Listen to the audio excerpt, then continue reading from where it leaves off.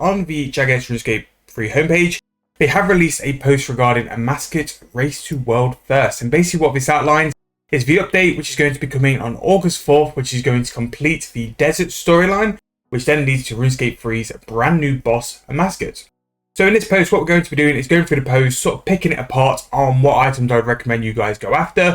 Amascut is going to bring a wealth of money-making methods to it, and basically it's giving us a little bit of time beforehand just to get on with that nice and early to make a little bit more profit. So let's go through the post, we'll highlight anything afterwards, and then we'll go from there.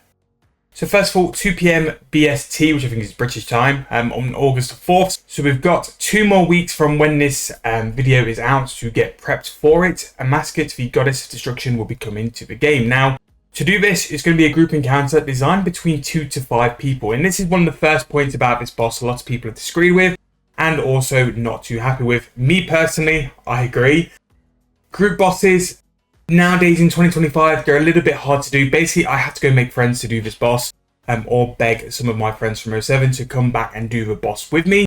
Not really a big fan of that. What I'd much rather have done is have a solo boss which I could play with, and if I needed to, then go make friends afterwards. But I would have liked to learn mechanics first, just so people don't call me out for being bad, which they absolutely will, because I won't know what I'm doing. But luckily for you guys, in the first couple of videos, providing I can find someone to come do it with me, I'll go through all the methods, the techniques, what you need to do for this boss, and you guys can roast me in the comments of how that's going to go as well.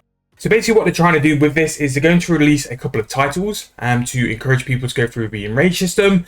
There's going to be a race to world first sort of objective and stuff, and I kind of like that really, because it really does sort of like encourage people to go and jump into the content from the off. It seems to be a very dynamic approach as well, where it's going to release different sorts of difficulties. It's a set time, it's unlocked and stuff, which is nice. It's nice to see that they're trying to make this a very interactive approach, and especially with the increase in players lately, a lot of people are sort of transitioning from WoW to come and give RS3 a go. This could be a really good chance to showcase what RS3 can do in terms of PVM and bossing, and also group bossing as well. It's kind of probably one of the best times to actually release a group boss is now, when there's a little bit of hype around RuneScape 3 especially. So in terms of this, they're going to be doing a lot of live stuff, so they'll have all the streams available. Again, I'm not quite in a position where I can stream stuff like this, but within a month or 2, I should be. So keep an eye out for that. When I start to do things like streaming stuff, I'll make sure to do enough videos to keep you guys updated on what's going on there. But the official RuneScape Twitch channel will have this going on as well, and will jump between many different content creators. And also on the post of releasing, normally they do a list of content creators who stream on release to go through all the different stuff. But yeah, pretty much going to be a big race to get to the first kill, the first level of enrage, kind of how they did Zamorak, and really nice to see that as well. So what they've done as well, if you aren't able to actually play on release, it does mean that you have a chance to do it within the first week. If you do it within the first week, you will receive a special title and aura to showcase your accomplishments. So it's very much worth doing on that first week of release. And as you see by here, any concept art in terms of Amascut, it's very cool. It's that very much green, black, deserty vibe as well. So I'm pretty sure that before actually being able to do the boss, we're going to have to do the quest. So you might get a cheeky little quest guide, who knows? And then after that, it will all be on to the boss grinding. So what the main question is here, off the back of this, what can we do to make some money? Because really, in terms of a post, all it is an announcement of a release date, the fact they're going to have all these auras and title, and the fact that the mechanics will change over time as well.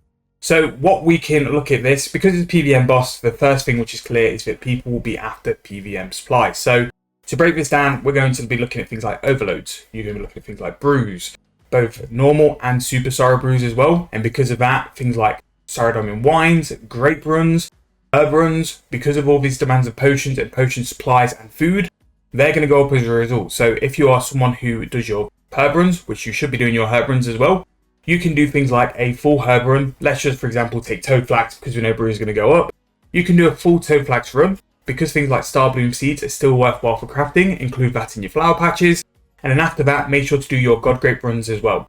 Now, if you're someone who's really going to dial in on herb, and you're going to use things like dwarven harvesters to get double crops and all stuff like that, if you check out the video I've done where you can farm adolescent dragons for extra beans, you can use your supreme growth potions to make even more money with farming for your herblore potions or your super sour grapes. So that is the first little bit. That's more of a skilling side, as well as other things. You do have binding contracts.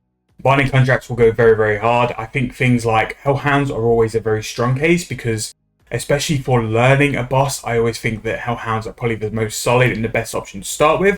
And then you'll move to things like cows, because cows will give the PVMers a chance to reduce defense. Again, that's a real good one to focus on. People will be after runes, and I do imagine that if necromancy is a viable way to kill Amascut, that means that necromancy runes will go up, because I still think in this day and age, even though we're about a year and maybe 2 years now, 2 years since necromancy was released, I do think that there's not enough necromancy runes floating in the game if people suddenly decided that they needed necromancy to kill the boss. And with the kind of spells you can get with necromancy as well, I imagine they will definitely be used for Amascut, which means there'll be a great big spike in demand. So rune crafting is something else to focus on. Same with elemental runes as well. If it's a normal spellbook, that could be a big push. Things like ranging can demand on supplies as well. So you're talking about arrows and bows. I think the arrows which will be most affected are the Diner God arrows. Again, something which is kind of fallen out in terms of a money making method. A great way to make profit AFK and fletching. But something where, because the demand has sort of fallen off, the price or GP per hour isn't as high as it used to be. So again, God arrows can be something to look into. Melee, again, you'll need things like familiars, potions, certain things. Depending on what combat style is going to sort of like do the most impact, that's what's going to sort of push for prices in terms of like armors, weapons and stuff like that. Ectoplasm is a very important thing to stock up on. And a little money making method video I'll be doing over the next couple of weeks is turning the buckets of slime into ectoplasm. I think if Amascut is going to be a necromancy boss, which there's every chance it will be, things like ectoplasm, the necromancy runes and stuff like that will massively spike, because again, I don't think that the sort of supply is there. And as soon as you have a massive spike, because everyone want to do Amascut on day of release, because it will have the best tier weapons, it will have brand new drops, brand new content, people will rush to that as well, and they don't want to spend their time gathering supplies. Because the PVM side is going to reward so well in terms of GP, people will pay over the odds for supplies, and that's where the skilling side can really cash in on a little bit of money. People will pay for this convenience. People don't want to be making their own extremes to make into overloads, they just want to be making the overloads. So because of that, extreme prices will go up, you can make more profit with that, and this is how you can make an update work in your favor. You need to analyze what you think is going to come from this update. So PVM is a nice easy one really. You're going to think supplies, pouches, potions, food, runes, all these kind of things are going to go up in price because people will demand for it. And really it's how long that demand will last. Sometimes if a boss is a bit meh, it will be a day or two and then people will move on, because things like Zamorak, Telos and all these monsters can outperform the GP per hour than what Amascut might provide. If Amascut is an absolute money fest where people are going to be making bank over a period of a couple of weeks, that's when prices will stay consistent. Just for an example, when Riser was here, you saw what happened to the prices of Sorrow Brews and Blue Blubber Jellyfish. They spiked hard because they were the food you needed to kill this boss, which was absolutely printing money.